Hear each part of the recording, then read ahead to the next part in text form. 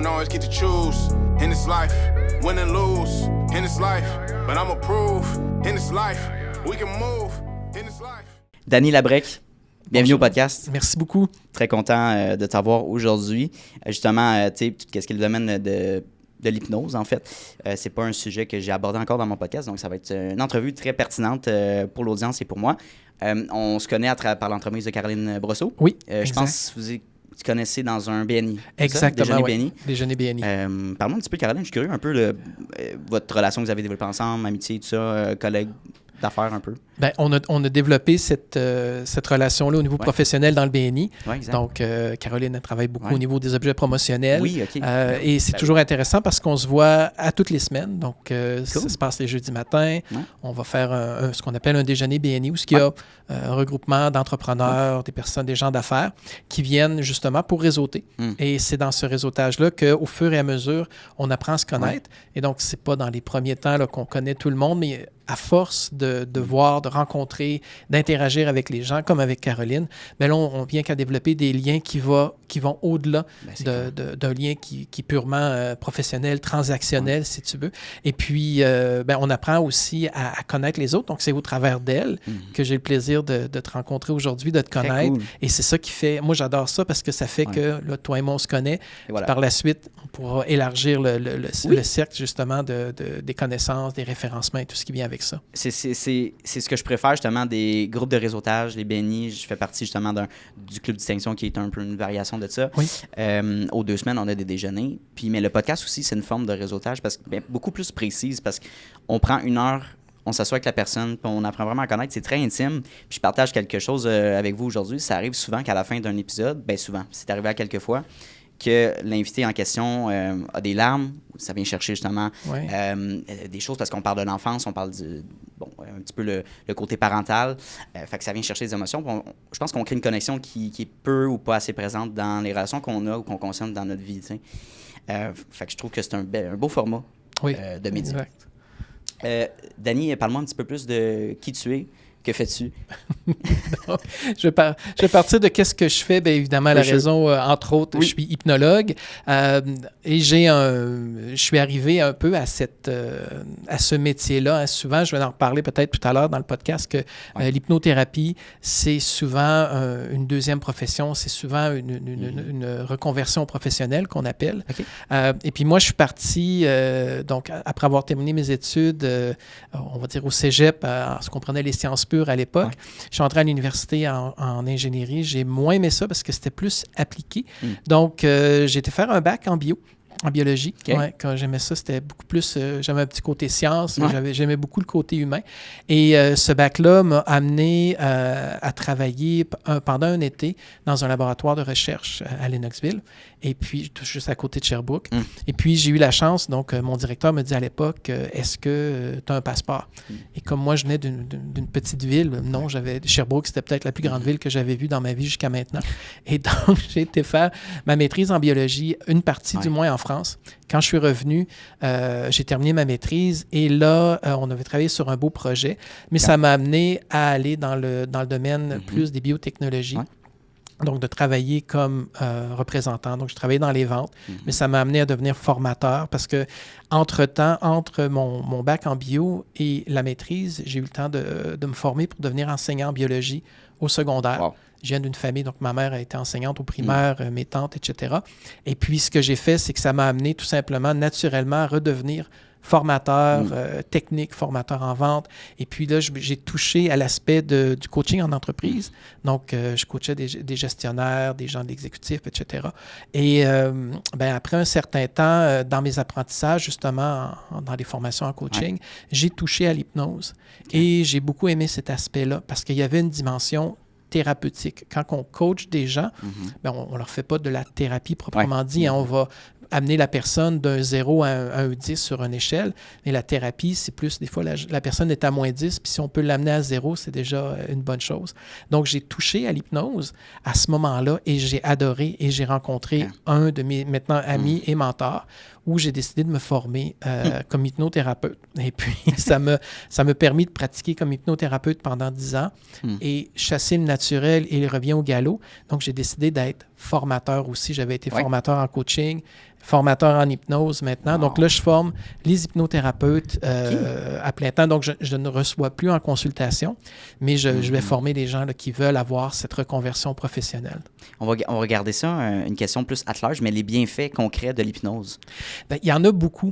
L'hypnose, on va le définir parce que c'est important de comprendre aussi qu'il y a un côté très mystérieux à l'hypnose. Il y a un côté, moi je dis, démythifier l'hypnose parce que effectivement, on peut lui attribuer toutes sortes de bienfaits quand on l'utilise dans un cadre thérapeutique. Nous, de notre côté, puis on verra tantôt, je t'en reparlerai pour distinguer l'hypnothérapie de la psychothérapie. Nous, de notre côté, c'est vraiment pour diminuer et soulager les symptômes d'une problématique. Donc, on va prendre des choses qui sont vraiment des problématiques du quotidien. Donc, on ne va pas travailler sur des troubles ou des diagnostics qui sont psychologiques. Donc, des choses vraiment plus hard qu'on va laisser aux psychologues et psychothérapeutes qui sont formés et qui ont l'expertise là-dedans pour le faire. Mais on peut travailler vraiment sur des grands axes comme la qualité de vie, la santé globale, l'actualisation du potentiel. Donc, pour te donner un exemple, ça se peut que en quelque part, à un moment donné dans ta vie, tu as quelque chose de stressant qui arrive et puis, ça t'empêche de dormir. Le soir, tu as du mal à t'endormir parce qu'il y a, on dit entre guillemets, il y a une passe dans ta vie qui est là, mais qui est tout à fait normale. Ça peut être à la suite, je ne sais pas moi, d'une séparation ou d'un travail, etc. Et donc, l'hypnose va pouvoir venir aider à calmer. On dit ça calme le mental. Donc, c'est vraiment, et c'est quelque chose où on va accéder à une partie qui est beaucoup plus automatique chez nous, qui fait en sorte que même si on est en train de se parler, les gens disent « je me parle », mais le hamster, il tourne quand même dans ma tête. Et c'est cette partie-là qui n'est pas accessible de manière consciente, le hamster qui est là, que là, finalement, on va adresser, nous, on va aller parler au hamster. Exactement, oui. On va appeler ça cette partie-là, le subconscient. C'est ce qui n'est pas encore conscient. On sait que c'est là, mais on ne sait pas quoi faire avec, on ne sait pas comment arranger tous ces éléments-là. Donc, oui, je sais qu'il faut que je me calme, tout va bien se passer, mais c'est plus fort que nous, il y a quelque chose qui tourne en boucle dans notre tête. Et là, c'est ça que nous, on va aller accéder. Donc, on va accéder par le biais de ce qu'on appelle un état modifié de conscience. Donc, l'état modifié de conscience, c'est la partie de nous qui... Je sais pas, moi, tu es dans la Lune, tu conduis ta voiture, tu arrives chez toi, tu te dis, voyons, par où je suis passé? Qu'est-ce que j'ai fait? Ou ça peut être juste d'être dans un état où, tantôt on parlait, tu sais, quand tu es dans le flow, quand tu es sur ton X, c'est pas un état normal, tu vis pas comme ça au quotidien, 24 heures sur 24. Non, ça, c'est sûr. Et ces états-là, en fait, permettent, entre autres, de mettre de côté notre petit conscient, la partie de nous qui pense tout le temps. Et puis là, quand il y a cette ouverture-là, l'hypnothérapeute va prendre cette ouverture-là pour aller justement donner des ressources, amener à la personne des outils pour justement transformer ce qu'il y a dans le subconscient. Puis, est-ce qu'il peut y avoir des blocages dans une séance d'hypnose? Quelqu'un qui le fait justement avec toi, par exemple. Peux-tu me partager des expériences que tu as vécues ou garder ça plus général, mais qu'est-ce qui peut être plus commun? Bien, les blocages les plus communs, c'est les gens qui ne veulent pas être là. Mais qui viennent par nécessité, par exemple, quelqu'un qui voudrait se libérer d'avoir un comportement de dépendance différent. Mettons la cigarette ou le vapotage ou des choses comme ça. Il peut y avoir des adolescents qui sont envoyés là par leurs parents avec les meilleures intentions du monde. Et là, bien, effectivement, la personne va se braquer. On ne peut pas rien faire de ce côté-là. Si la personne, des fois, les parents nous disent « Pouvez-vous, est-ce que l'hypnose peut aider nos enfants à manger leur brocoli? » Mais non, on ne peut pas aider là-dessus. Donc, il y a le côté, est-ce que moi, je veux être là? Est-ce que j'ai une intention? Est-ce que ma demande est sincère? Ça, c'est le premier truc qu'on vérifie. Le deuxième, oui, il se peut que dans toute forme d'hypnose qu'on pratique, qu'à un moment donné, on touche à quelque chose et la personne, elle n'est pas prête. Et un des exemples que je peux donner, c'est, c'est pas de l'hypnothérapie, on va parler de l'hypnose de spectacle, mais ça arrive que des gens, des fois sur scène, vont se réveiller. On va leur demander de faire un truc, comme il y avait un spectacle, donc on connaît Mesmer, donc il y avait une personne qui avait amené, Mesmer les avait amenés à dire, il y a des ennemis là-bas, mettez-les en joue, faites feu. Bien, il y a des personnes qui vont pas jouer ce rôle-là, ils vont tout simplement décrocher ou sortir de la transe parce que ça ne correspond pas à ces éléments-là. Donc, il y a des choses une personne, on ne peut pas lui faire quelque chose contre son gré même si elle est en transe.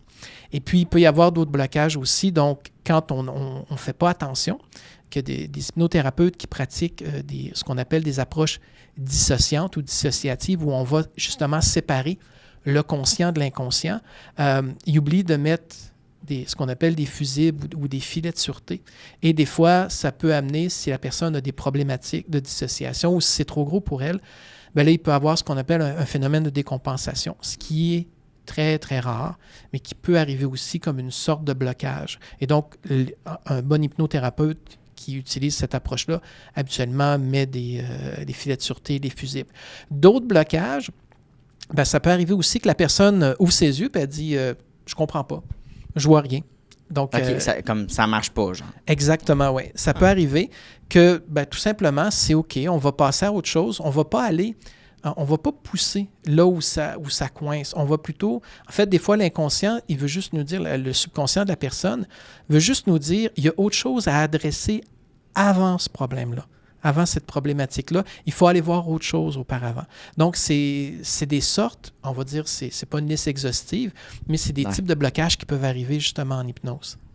Est-ce que tu dirais que ça prend une séance, le problème est réglé, l'addiction est réglée, ou c'est vraiment sur une longue période de temps, ou en tout cas, comment fonctionne un peu ça? Ça arrive que des personnes le règlent en une séance. Wow, okay.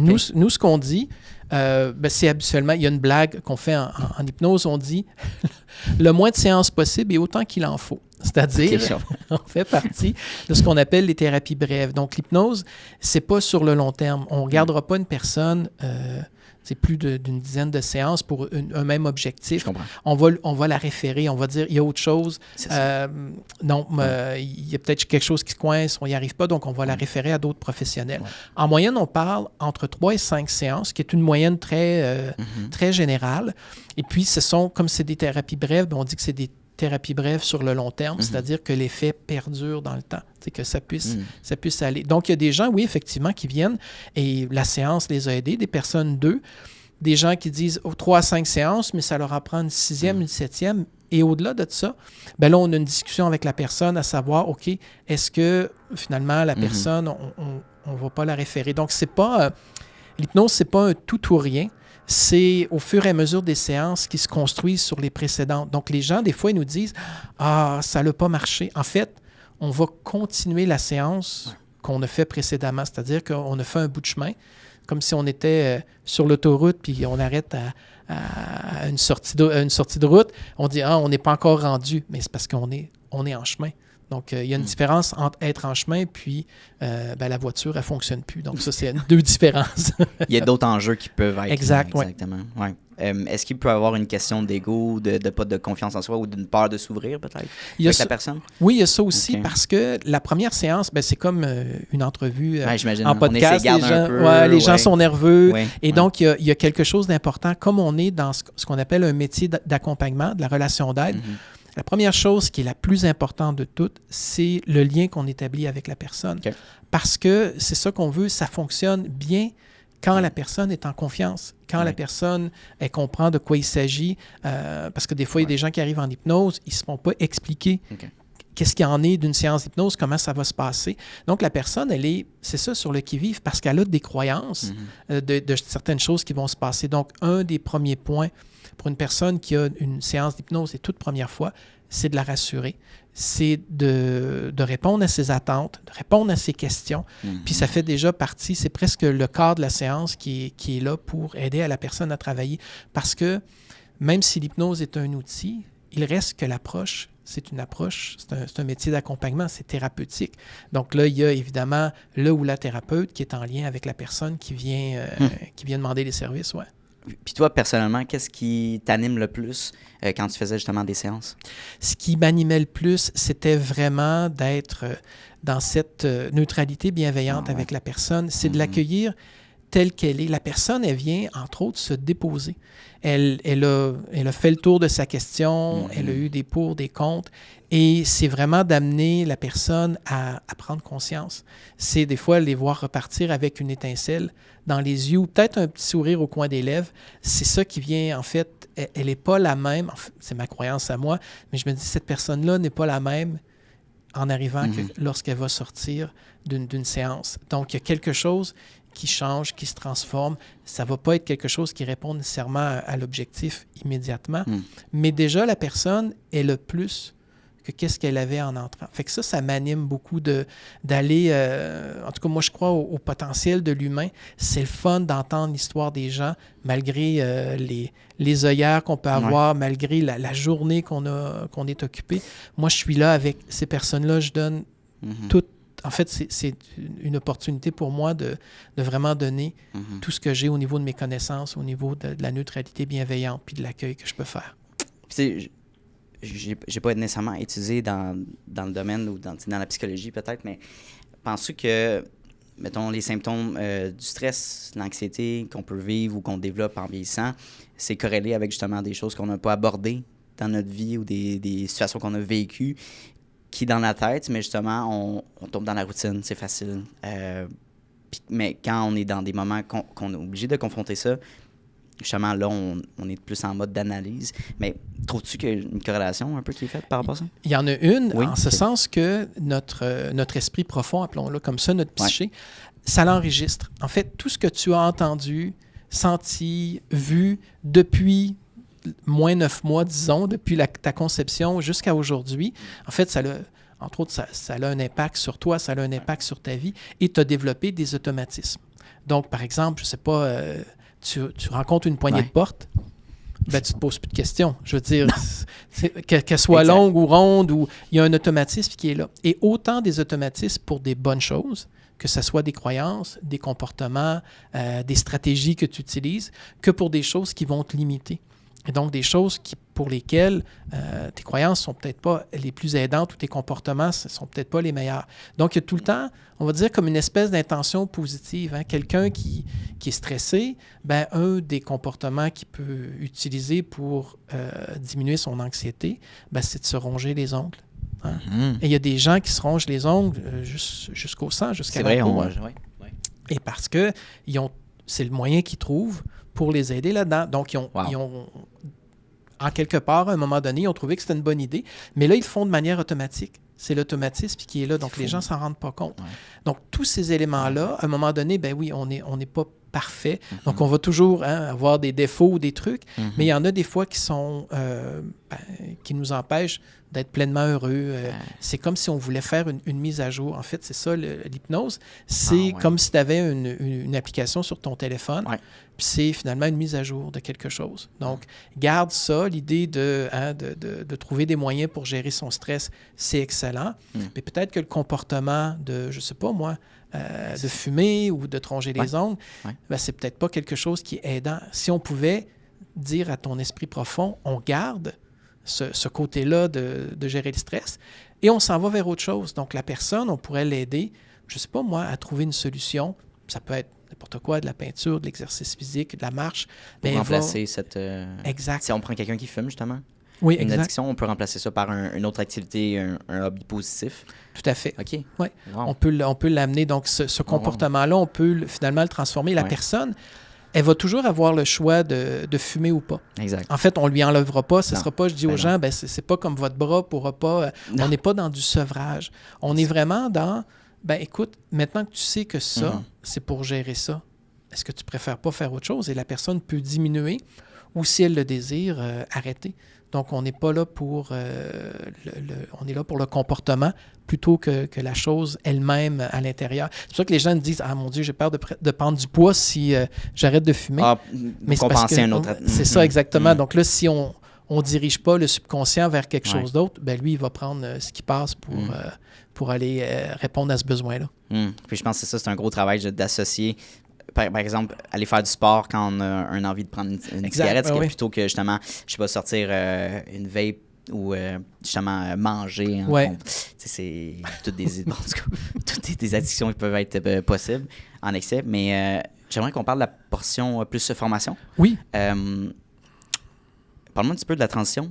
Qu'est-ce qui t'a fait amener à devenir formateur puis aller plus vers cette voie-là, finalement? Ce qui m'amène à la formation, c'est une croyance. On parlait des croyances aidantes. Quand, en fait, on on enseigne, c'est Saint-Exupéry, c'est pas Saint-Exupéry qui disait ça, c'était Richard Bach qui disait « On enseigne le mieux ce qu'on a le plus besoin d'apprendre ». C'est-à-dire que d'enseigner quelque chose, quand je l'enseignais, ça faisait de moi un meilleur thérapeute. C'est d'approfondir tes propres connaissances. Mes propres connaissances. Wow. Et à un moment donné, c'est cette transition-là qui m'a amené à dire, si je suis capable de l'enseigner, si je suis capable de le vulgariser, si je suis capable de l'amener au grand public, à ce moment-là, ça veut vouloir dire que je le maîtrise mieux à l'intérieur de moi. Donc, c'est pas quelque chose qui est obscur, c'est pas quelque chose que je dis, écoute, c'est compliqué l'hypnose. T'sais. Quand quelqu'un arrive comme ça, c'est compliqué ce que je fais. En fait, c'est simple. C'est simple parce qu'on peut le vulgariser. Et les gens autour de moi ont dit, puisque tu le vulgarises bien, est-ce que tu voudrais le partager avec les autres pour apprendre justement à le vulgariser, à le rendre accessible? Parce que si c'est trop, on va dire ça comme ça, entre guillemets, ésotérique, si c'est trop perché, si c'est trop... les gens, en fait, ils vont venir de reculons ou on va créer des fausses attentes aussi par rapport à l'hypnose. Donc, moi, de l'enseigner, ça voulait aussi dire pour moi d'aider la communauté, parce qu'il y a une belle communauté des hypnothérapeutes, d'enseignants, de formateurs, d'autres écoles, qui veulent justement redonner les lettres de noblesse à l'hypnose. Parce que, comme elle a un petit côté très commercial, le côté tu mets hypnose avec n'importe quel mot, branding. Très branding, on veut dire aux gens, faites attention. Donc, le fait d'en parler, le fait de dire, écoutez, ça, c'est ce qu'on veut dire par de l'hypnose, là, c'est ça qui m'a fait faire cette transition-là vers la formation et de voir les gens le faire. Donc, le but, en quelque part, c'est vraiment de former des personnes qui vont être de loin meilleures que qu'est-ce que moi je suis. Donc, c'est le but du formateur, de dire que s'ils peuvent dépasser l'enseignant, ça serait génial. Puis, justement, de répandre ça parce que je me disais, si je suis seul à être hypnothérapeute, en fait, peut-être que, je vais faire un travail auquel moi, je vais être satisfait, mais je n'arriverai pas à transmettre cette connaissance-là pour que ça soit mieux connu au travers de la communauté puis du Québec aussi. Oui. Dirais-tu qu'au Québec, il y a une grande communauté? C'est une communauté qui est sous-représentée? Est-ce qu'il y a beaucoup d'opportunités? Ça ressemblerait à quoi un peu le contexte québécois? Là? Le contexte québécois, c'est que c'est une communauté qui est encore un peu hétéroclite. Okay. C'est-à-dire qu'il y a une recherche, entre autres, d'identité par rapport à l'hypnose. Donc, il y a beaucoup de pourparlers avec des associations, entre écoles, entre hypnothérapeutes. Il y a en fait, ce que je peux dire avec certitude, c'est qu'il y a une volonté de rendre plus légitime la profession. Donc là, il y a une volonté de mieux comprendre aussi parce que, évidemment, je dirais que les approches en général sont bonnes. Il en existe différents types d'approches, comme il pourrait exister différentes approches en massothérapie. Tu peux aller pour un suédois, un shiatsu, quelque chose de plus, de plus ferme, drainage lymphatique, peu importe. Je ne suis pas massothérapeute. Non, on en parlait tantôt en plus, c'est mon gars, c'est drôle. C'est drôle, j'ai capté ça dans l'air. Ah ouais. Donc, les gens vont... Mais en fait, les gens, ils vont pour un massage. Oui. Quand les gens vont en massage, à moins qu'ils s'y connaissent, mais ils ne disent pas je vais à mon suédois ou je vais à mon shiatsu et je vais prendre un massage. Donc, les gens au public, ils vont voir un hypnothérapeute. Okay. Entre nous, là, évidemment, il y a des distinctions, il y a différentes approches, il y a différentes philosophies, des écoles de pensée qui sont valides entre elles, mais c'est juste d'aider, de distinguer puis d'avoir un langage commun, ne serait-ce que pour adresser le grand public. Donc, c'est un peu pour ça aussi que je suis là aujourd'hui. Peut-être qu'il y a des gens qui nous écoutent, qui sont des hypnothérapeutes et qui sont... et peut-être des gens aussi dans le public qui disent « Oh mon Dieu, c'est quoi cette bidette-là? Qu'est-ce que ça mange en hiver pour... démystifier le métier, voir les réalités, éduquer, inspirer aussi les gens à avoir... Tout à fait. Il y a une opportunité, si c'est un domaine qui vous intéresse, de développer puis aussi de se former, évidemment.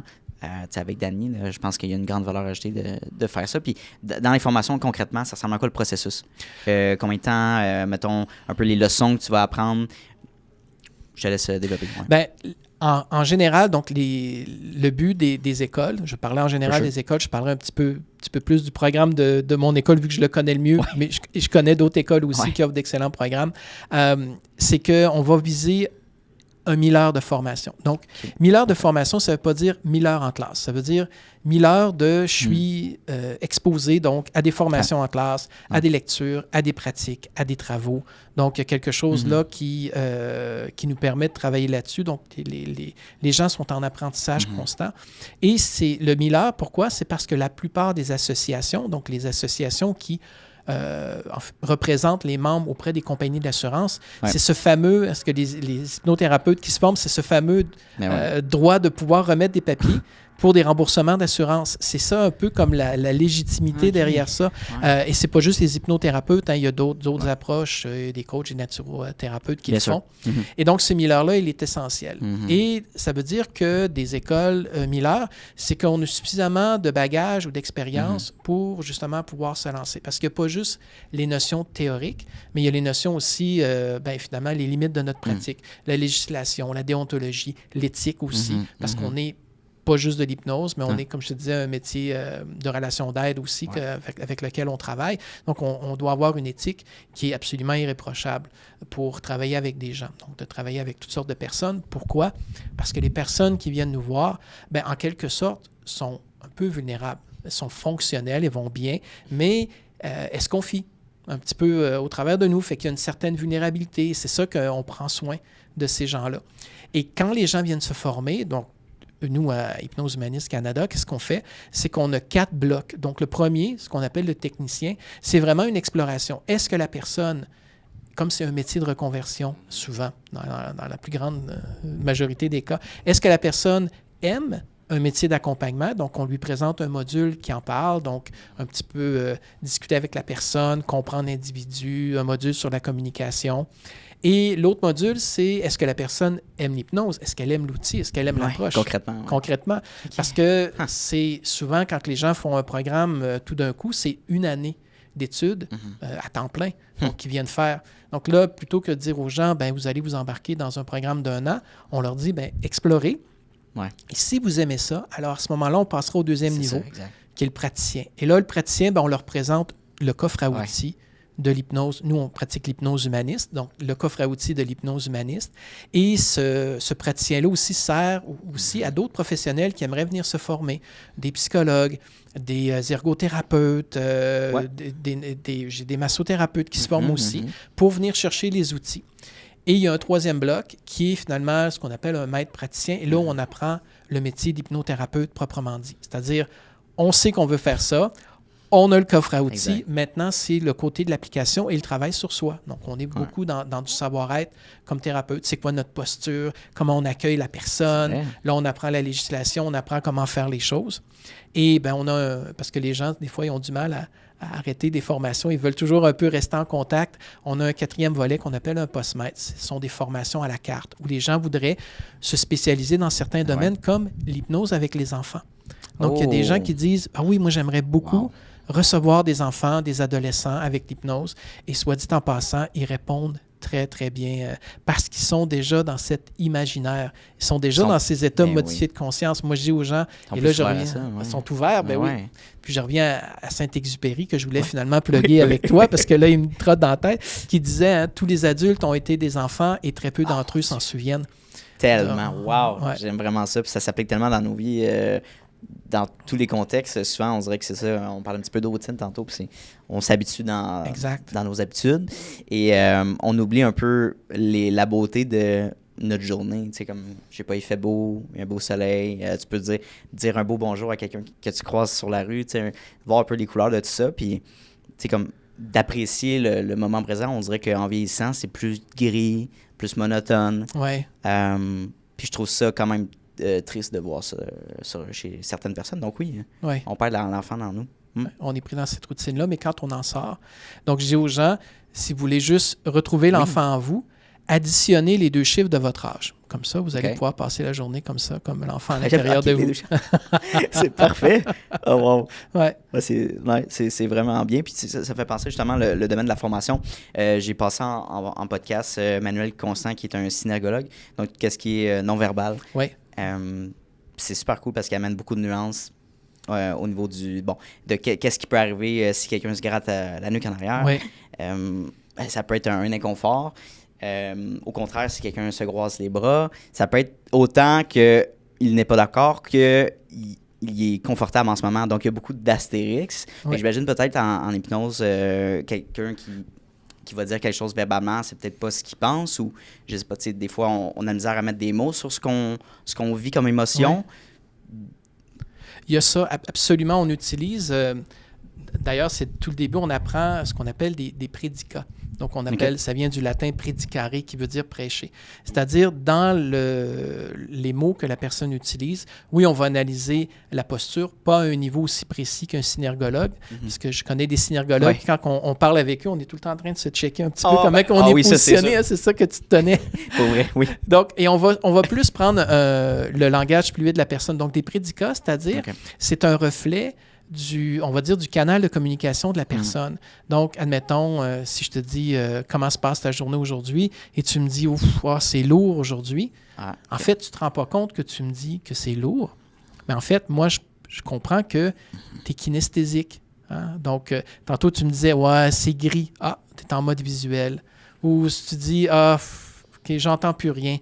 Tu es en mode auditif. Okay. Donc là, on va utiliser ça pour pouvoir aller parler au subconscient de la personne. On va utiliser, en fait, on va passer dans ce qu'on appelle des communications multimodales, c'est-à-dire qu'on va communiquer, mais à 2, 3 ou 4 niveaux différents.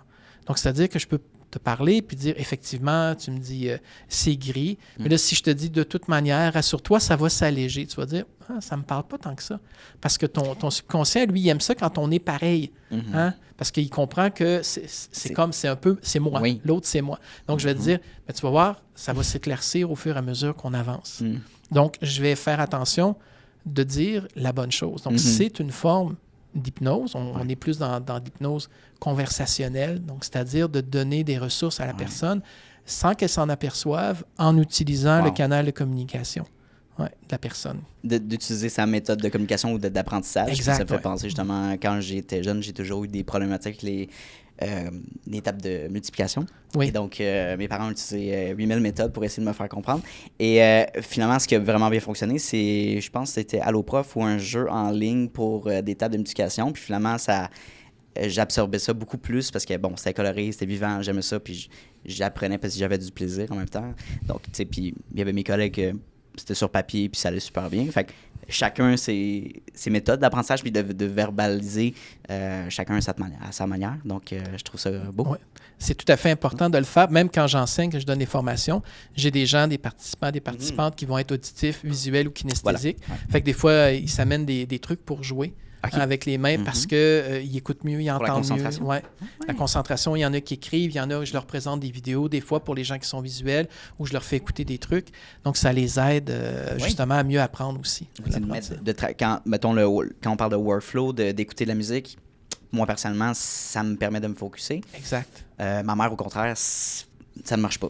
Fait que ça dépend de la personne, mais oui, c'est de se trouver, je pense, certains trucs puis d'embarquer là-dedans. Absolument. Moi aussi, j'écoute la musique quand je travaille. Oui. J'aime ça. Mais juste comme une petite musique d'ambiance ou peu importe. Fait que, non, c'est intéressant. Puis, excuse-moi, on va faire une petite pause. Le son qu'on entend ici, on ne va pas l'entendre dans le micro. C'est juste... c'est parfait. C'est parfait. Es-tu un grand lecteur? Oui, j'aime lire beaucoup. OK. Quel livre, tu dirais, qui t'a le plus impacté ou qui t'a aidé peut-être dans ton cheminement personnel, professionnel? Je le cite encore aujourd'hui au cégep, donc à l'époque. Ça nous amène dans les années 80. C'est ça. Un de mes profs de philo, j'adorais la philosophie au cégep. C'était vraiment quelque chose que j'aimais. En plus de la science, je dis souvent, je fais une petite parenthèse, que je suis comme un mini-wheat. Tu sais, j'ai un côté givré puis j'ai un côté nutritif. Fait que j'ai le côté philosophie qui vient avec. Et on avait comme lecture le livre de Richard Bach qui s'appelle Illusion, le Messie récalcitrant.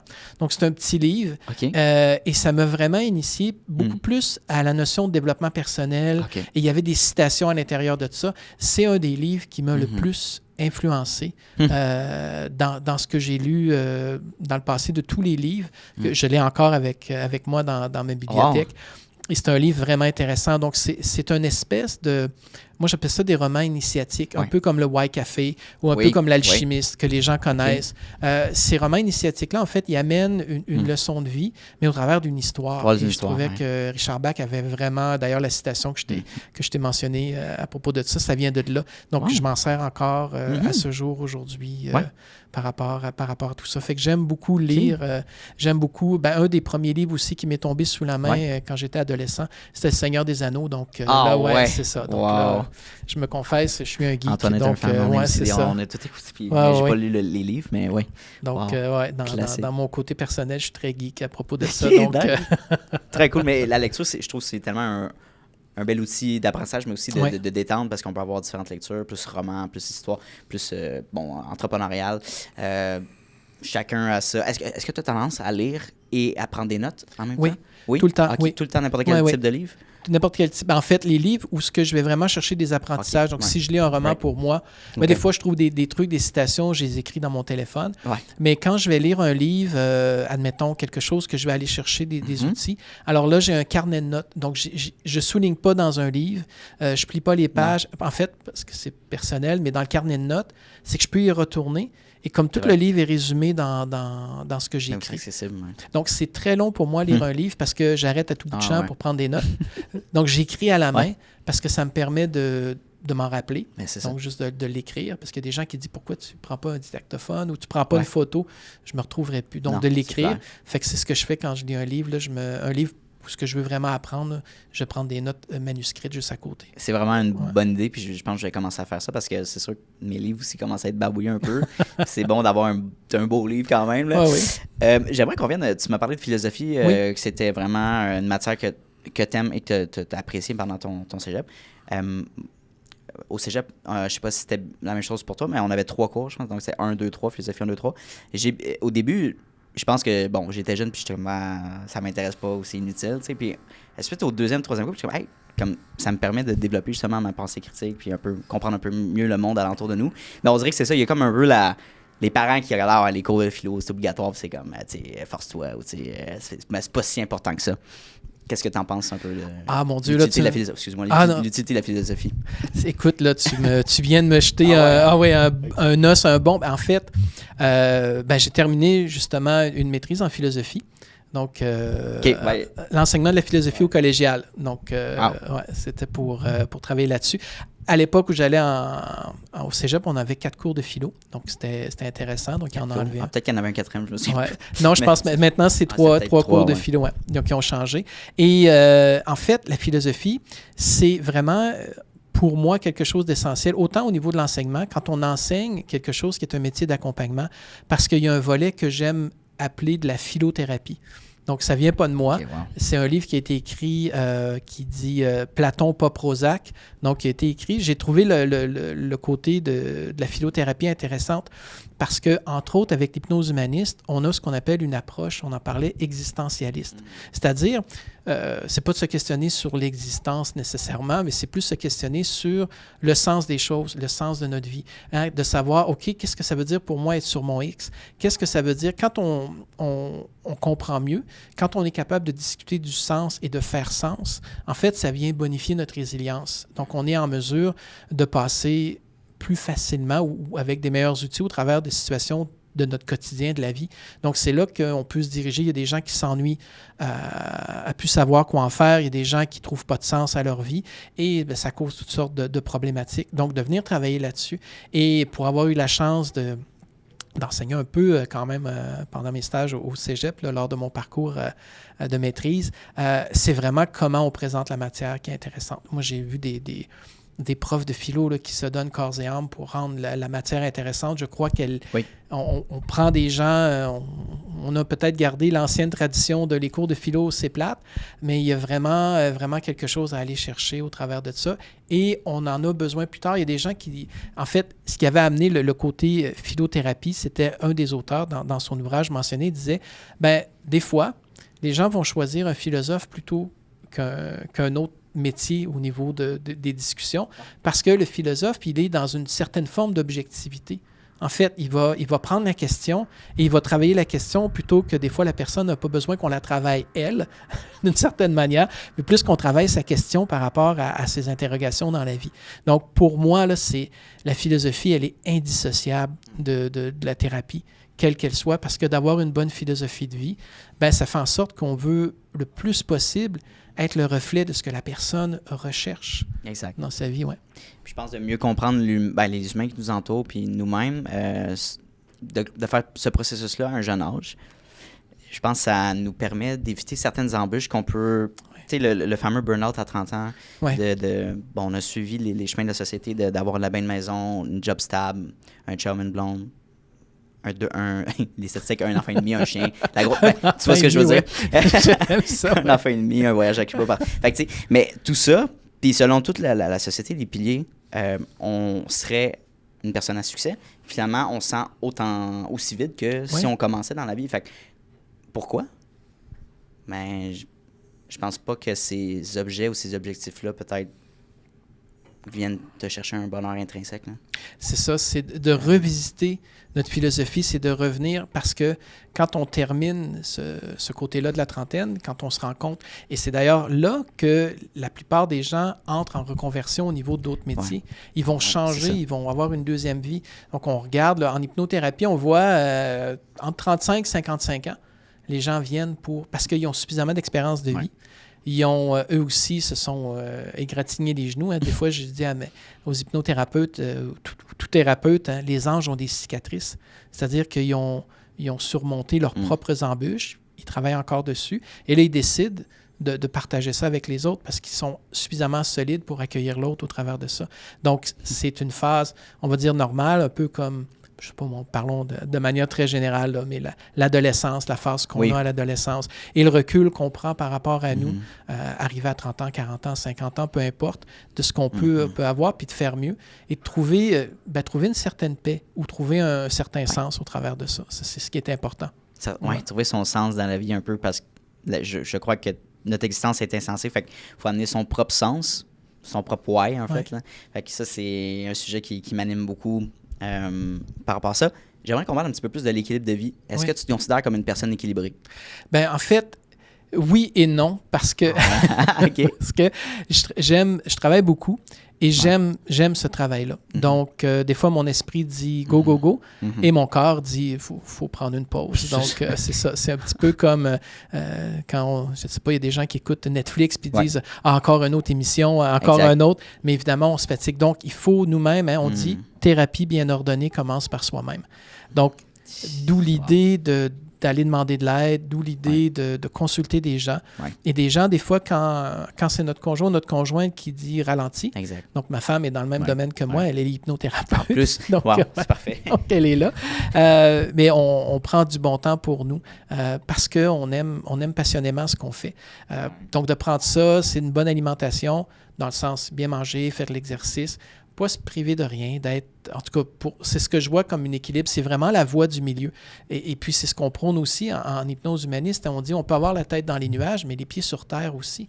Il y a des gens qui sont trop dans le côté matériel, puis il y a des gens qui vont s'évader dans...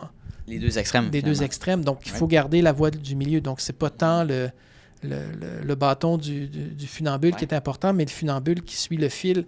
Et on est toujours en réajustement par rapport à ça, Comment on fait pour identifier, disons, avant de se rendre, mettons, au farmer burnout, comment on fait pour identifier des périodes de OK, là, il faut que je prenne une pause. Il faut vraiment, je me force. Surtout quand on est entrepreneur, je pense que c'est difficile de se mettre des barèmes. Qu'est-ce que tu conseillerais? Comment on fait pour mieux comprendre un peu ses émotions ou identifier par rapport à ça? Je pense que l'introspection, c'est une bonne chose. C'est sûr que ça nous aide, mais des fois, on est trop fatigué ou trop occupé pour s'introspecter. 100%, on va aller se coucher. Exact. On est fatigué, on va aller se coucher. Ouais. Donc, l'idée, c'est de bien s'entourer de personnes. On parlait tout à l'heure des réseaux, du réseautage et tout ça. Et d'entendre les autres, en fait, c'est ça, c'est le miroir qui nous permet cette introspection-là. Moi, je dirais de garder des amis, de garder un bel entourage. On a tendance, là je dis on, en m'incluant moi-même, ou on de manière très générale, je parle au travers mon chapeau, mais à être tellement dans nos trucs, on vient qu'à involontairement s'isoler. On vient qu'à involontairement être dans notre téléphone, dans nos courriers électroniques, à courir un peu partout. Et quand on est bien entouré de gens qui ne font pas la même chose que nous, on dit qu'ils sont plus intelligents que nous de ce côté-là parce qu'ils peuvent nous donner la possibilité d'avoir un recul. C'est cette prise de conscience-là qui nous disent, il y a un arbre devant. On peut le faire nous-mêmes. Et en même temps, moi, je prône vraiment les belles relations avec le monde autour de nous qui nous écoute, qui ont une oreille attentive. Puis des fois, qui disent « Trouve pas que tu en fais un peu trop, Danny? Peut-être que ça te... » Et j'en parle. Est-ce que tu prends ça vraiment? Oui. Ah oui? Okay. Oui. La dernière journée de pause que j'ai pris, j'ai pris une journée, ça fait de ça peut-être presque un mois. Donc, OK. sinon, c'est du 7 jours sur 7 dans quelque chose qui me passionne. Ouais. C'est sûr, je m'ennuie pas, je suis pas triste, je suis pas malheureux, mais il y a un petit côté physique qui, des fois, il nous dit, le soir, tu te couches puis tu dors bien. Fait que il faut prendre le temps d'avoir du recul par rapport à soi. Puis est-ce que tu dirais que tu as déjà vécu de l'épuisement ou Oui, par rapport à ça? sûr, Justement, oui, d'être oui. tout le temps... Parce qu'on sait, même si Absolument. tu viens de le dire, on vit 7 jours sur 7, on travaille, puis on vit de notre passion. Oui. Mais, genre, faut Dans prendre la un break. trentaine, oui, ça m'est arrivé. Trentaine, ok. Exactement. Oui, ce que tu décris. Wow. En fait, ça me décrivait beaucoup alors que je travaillais de nombreuses heures, beaucoup. Donc, à vouloir être dans cette notion-là de performance parce qu'il y avait l'idée de trouver son identité, de dire je suis capable, je montre au monde, j'ai bien étudié pour ça, je vais être là.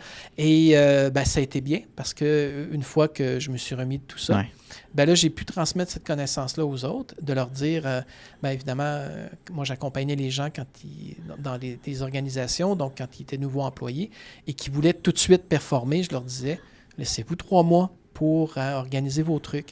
Donc, on le prend comme ça. C'est pour ça qu'on n'est pas thérapeute parce qu'on a été parfait toute notre vie. On est thérapeute parce qu'on a eu, comme tout le monde, des trucs à surmonter, qu'on a trouvé des solutions, des outils. Et non pas qu'on va donner aux gens le même truc que nous, on a, mais c'est qu'on va avoir créé cette compréhension-là, ce côté empathique avec la personne qui dit « Je pense que je t'aboute, je pense que j'en ai trop fait. » Et donc, même si nous, on avait eu un autre outil, en fait, on va comprendre, on va gérer cette relation-là, puis on va prendre un outil qui est plutôt objectif, on va parler d'hypnose, pour aider la personne à travailler là-dessus. Avec toute l'expérience que tu as accumulée au niveau personnel, ça serait quoi maintenant ta définition du succès? Ah, la définition du succès, c'est drôle parce que le côté succès, il y a comme une représentation, c'est comme attraper un poisson, tu sais. Le succès, c'est comme, je l'ai eu. Un objectif, on a quelque chose, là. On a la maison, whatever, mais ouais. Le succès, c'est pas une finalité en soi, parce que quand on arrive à la finalité, après ça, c'est plate. Ouais, c'est comme what's next, en fait. Il n'y a plus rien. Ouais. C'est ça, exact. Donc, le succès, je dirais, moi, je travaille beaucoup sur le bonheur, donc d'être heureux au quotidien. Pas juste, il y a un terme qu'on utilise d'ailleurs en philosophie, on appelle ça l'eudémonisme. L'eudémonisme, c'est d'aller vers le bonheur, de rechercher ce bonheur-là. Pas un hédonisme, qui est un bonheur, un plaisir immédiat, ou de l'épicurisme, qui est de se contenter d'à peu près tout ce qui existe. Mais le côté, aller vers son bonheur, on dit accrocher son étoile, puis aller vers ça. Donc, tant au quotidien que je peux travailler là-dessus, que je sais que je suis en voie de ça, de trouver mon bonheur, bien là, c'est ça pour moi le succès. C'est ce côté-là d'être heureux, c'est quand j'ai trouvé sens à ce que je fais, bien là, évidemment, j'ai du succès. Et ça, c'est bien parce que malgré le fait qu'on s'égratigne les genoux, comme je disais tout à l'heure, avec plein de trucs, ça a du sens quand même parce que ça nous permet de relativiser d'une certaine manière, de dire « Ah, ça n'arrive pas pour rien. » Moi, je ne crois pas au hasard. Je crois plutôt que les choses arrivent pour une raison. Donc, OK, c'est pas arrivé pour rien. J'en voulais pas de ça. Ça me tentait pas d'avoir ça. Je m'en serais passé de tout ça. Mais maintenant, qu'est-ce que je vais en faire? Puis comment est-ce que je vais le bonifier? C'est un peu comme être... Là, je vais m'avancer, mais un peu comme des alchimistes qui, si on parle de la même chose, les trois ici, avec la pierre philosophale, de transformer le plomb en or. Bien, la philosophie, c'est de dire, le succès, c'est si j'ai cette pierre philosophale-là, plus j'ai de plomb dans ma vie, plus j'ai de potentiel à avoir de l'or, en quelque part. Avoir quelque chose qui est là. Ça veut dire que est-ce que je peux plus facilement affronter, prendre les situations qui arrivent dans ma vie, développer ma résilience, garder mon bonheur, rester accroché à mon étoile. Mais ce serait ça pour moi le succès, au travers de ça. Soit être heureux. Oui, c'est vrai. Puis ça peut... Parce que c'est comme on disait, les biens matériels, c'est très, éphémère. Puis je pense qu'en un certain temps, quand tu as acquis certaines choses ou un certain montant d'argent, comme, tu sais, mettons, acquérir un certain montant d'argent, définition du succès, OK, mais à quel objectif? Dans quel sens tu veux réinvestir cet argent-là ou l'utiliser ou impacter les gens autour de toi? Parce que sinon, si c'est juste augmenter un chiffre dans un compte chèque, c'est un peu... Oui, il peut y avoir la sécurité financière, mais mis à part ça, il faut qu'il y ait d'autres choses. Absolument. Plus que ça, hein? Oui, plus que ça. Mm. Plus que ça, ça nous ramène aux vœux qu'on souhaite la nouvelle année, hein, du bonheur, de la santé, Ouais. de la prospérité. Exact. Mais être prospère, pas juste matériellement. Non, mais c'est ça. Mais c'est ces vœux-là, c'est la tradition qui est là, ça nous amène vers ça. Ouais. Le démonisme, le « eux », c'est bon. C'est en grec, là, c'est quelque chose qui est bon. Puis le démon, l'intelligence, c'est la bonne intelligence d'avoir quelque chose et d'en faire quelque chose. Donc, c'est-à-dire, est-ce que la richesse ou l'argent que j'ai, est-ce qu'elle correspond à vouloir exercer mes plus belles valeurs? Donc, est-ce que je peux mettre ça à profit? Donc, c'est comme, moi je dis des fois, c'est comme des points dans des jeux vidéo. Hein. Tu vas voir ton nombre de points. Et voilà, ouais. Et puis, c'est que des pixels hein, quand tu rentres sur ton compte de banque. Ben oui. C'est pas vraiment rien qui existe. C'est pas concret, C'est non? pas concret, c'est des points. Donc, qu'est-ce que je fais de mes points? Ben, je vais être heureux par rapport à ça. Donc, comment est-ce que je peux faire ça? Et à un moment donné, ben, des gens qui ont suffisamment d'argent que de toute manière, ils veulent rendre les gens autour d'eux heureux et heureuses. Donc, oui, puis je pense que ce qu'on réalise aussi par rapport à ça, c'est qu'on peut se contenter de peu. Ouais. Puis avoir un bonheur assez accompli parce qu'intérieurement, on est bien. Puis je pense que, tu sais, je suis rendu à 25 ans, puis de vivre ça, de vieillir par rapport à ça, puis de valoriser mes relations amoureuses, relations amicales et familiales davantage, et donc consommer tout ce qui peut être dans la vie. Tout à fait. Fait que c'est un beau petit message envoyé à notre audience. Ouais. Dany, j'ai toujours une dernière question classique de podcast qui est la suivante. Si, disons que tu faisais un podcast aujourd'hui, que tu étais l'intervieweur du podcast Mon Chance Business et qu'à la place que ce soit moi, ce soit un Dany de 18 ans, qu'est-ce que tu lui conseillerais? Oh my God! Ouais, ça c'est concret. Ça c'est concret. Dany, en fait, je blague parce que des fois, je dis, quand vous avez votre vous du passé, là, non, à 18 ans, je ne pouvais pas savoir tout ça. Mais je pense que vraiment, je me montrerais rassurant vers ce Dany-là pour dire, tout ça, là, chaque chose en son temps. Chaque chose en son temps, de dire... sagesse et intelligence, c'est pas la même chose. Peut-être que le Dany à 18 ans était intelligent et la sagesse, ça vient avec le temps. C'est la fameuse blague de c'est quoi la différence entre l'intelligence et la sagesse? Hein? C'est de dire que l'intelligence, c'est de savoir que la tomate est un fruit et la sagesse, c'est de savoir qu'une tomate, ça ne va pas d'une salade de fruits. Donc... Il faut que je réutilise ça, c'est incroyable. J'adore. Fait que là, mais les philosophes vont se poser la question à propos du ketchup, par exemple. C'est un autre histoire. My God! Mais la tomate, ça peut être les deux aussi, là, dans le sens, c'est les deux ou un truc... c'est la fameuse tomate. C'est ce que je lui dirais, en fait, que la sagesse et que tout va bien se passer. C'est-à-dire qu'il y a des trucs qui vont venir, mais de bâtir là-dessus, de trouver du sens, de continuer. Et puis, en même temps, il y a des choses que de manière nostalgique, je lui envie à ce Dany de 18 ans. Parce que le Dany de 18 ans, il avait peut-être moins mal le matin quand il se lève ou des trucs. Ah ouais. Mais sa vitalité, sa vigueur, puis son intelligence, en fait, je l'encouragerais dans ce sens-là, de continuer à développer sa sagesse par rapport à ce qui est là, parce que c'est l'outil qui va lui permettre de trouver du sens. Ouais. Qu'est-ce que tu dirais à un jeune de 18 ans, justement, qui vit par les conseils de ses parents, puis qui est moulé par ça, qui se cherche, donc qui va suivre ces conseils-là? Qu'est-ce que tu conseillerais pour lui dire suis ton propre chemin, mais ne sachant pas c'est quoi son propre chemin? C'est vraiment de ce que je pourrais personnellement conseiller. Selon toi, ça serait des garçons comme des jeunes filles, c'est de trouver des modèles positifs, qu'on appelle des MMP ou des MFP, des modèles masculins positifs ou des modèles féminins positifs. Okay, cool. Donc, de voir des gens, non pas sur... Et il y a beaucoup de personnes de 18 ans, là, de jeunes qui le savent déjà. C'est déjà... oui, ça c'est clair. Moi, à 25 ans, j'avais pas la sagesse que tu as aujourd'hui de faire ça. C'est merveilleux. On voit juste que les générations vont en s'améliorant et tout ça. Puis d'ailleurs, ma fille de 23 ans aussi, elle a cette belle sagesse-là qui était de loin plus grande que la mienne. Mais je leur dirais vraiment d'aller valider des modèles positif. Et là, je ne parle pas de ce qu'on voit à la télé, ou nécessairement dans les médias ou des trucs comme ça, mais de personnes qui voudraient modéliser, qui n'ont pas besoin de passer du temps avec eux. Mais c'est quoi, en fait, que la personne reflète qui ferait de moi la meilleure personne possible? On n'a pas besoin de projeter dans le futur. Vraiment, ce serait de s'actualiser. C'est quoi, finalement, que j'aime chez cette personne-là? Et je dis ça comme ça parce que on veut ça, nous aussi, dans un métier d'accompagnement, c'est comme je te disais tout à l'heure, de refléter ce que la personne veut être. Donc, si je reçois un jeune de 18 ans, ben, je vais être le meilleur modèle masculin positif pour cette personne-là, pour qu'il puisse... Donc, je vais donner le meilleur de moi-même.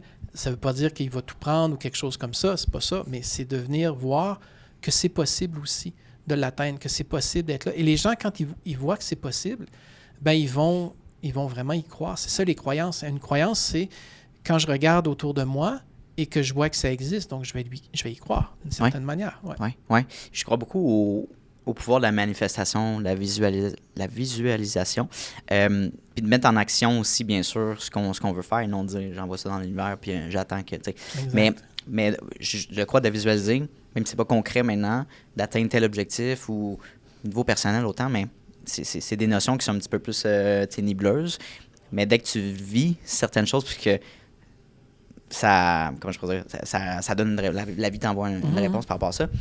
Ben, ça devient du concret. Donc, pour finir là-dessus, Dany, ça a été une super entrevue, super découverte, en fait.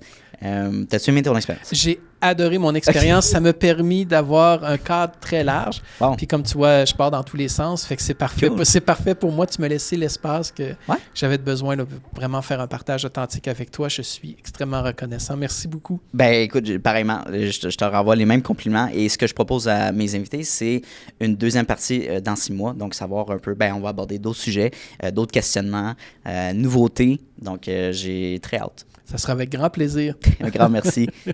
Merci beaucoup à toi. Hey, salut, ça fait déjà la 2e fois qu'on se voit dans cette même vidéo-là. Donc, merci de ton attention, puis merci de ta discipline, parce que c'est un mince pourcentage des gens qui sont capables d'écouter du début de l'épisode jusqu'à la fin. Donc, merci beaucoup de ta discipline. Ça démontre énormément de motivation de ta part et bien sûr d'un aspect important de l'entrepreneuriat que oui, la motivation c'est important, mais la discipline c'est encore plus important. Donc, merci de ton attention. La meilleure manière que tu peux me repayer pour ce podcast-là, vu qu'il est accessible à tous et gratuit, il va rester gratuit. Ça, c'est important. Notez-le à quelque part. Je tiens qu'il reste gratuit, accessible à tout le monde.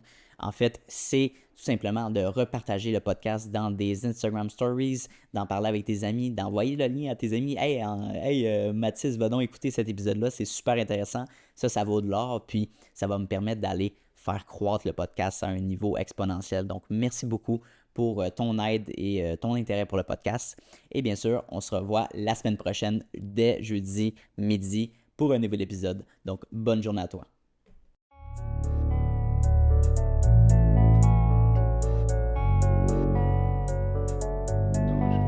You don't always get to choose in this life, win and lose in this life, but I'ma prove in this life we can move.